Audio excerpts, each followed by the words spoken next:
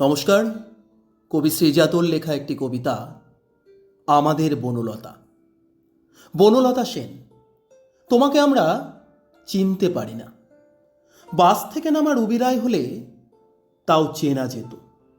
College রাঙানো আরডির সুর কেবল ভেবেছি।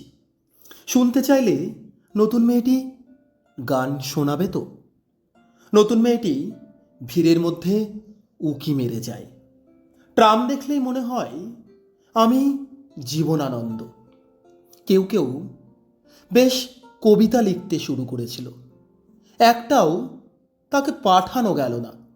কপাল মন্দ, কপাল মন্দ সেই মেয়েটিরও, যে নাকি এখন বনলতা সেন সাজিয়ে রেখেছে কাচের শোকেসে। খুব উঁচু কোনো জানলায় তাকে দেখা যায় রোজ।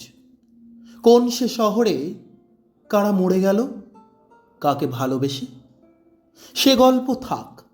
সেসব কাহিনী ঠোঙা হয়ে গেছে। সে ঠোঙায় মুড়ি মেখে দিলে আজ 5 টাকা দাম। মুড়ির মধ্যে ফসিলের কুচি, হাড়ের টুকরো, খেতে খেতে দাঁতে আটকালে ভেবো কঠিন বাদাম। বনলতা সেন, তোমাকে আমরা চিনতে চাই না। কবিতায় পড়া সেই মুখে আজ ধুলো আর কাদা। মাথা নিচু করে দাঁড়িয়ে রয়েছি যে কোনো লাইনে। আমাদের কাছে দারু আর চিনি আলাদা আলাদা। ধন্যবাদ।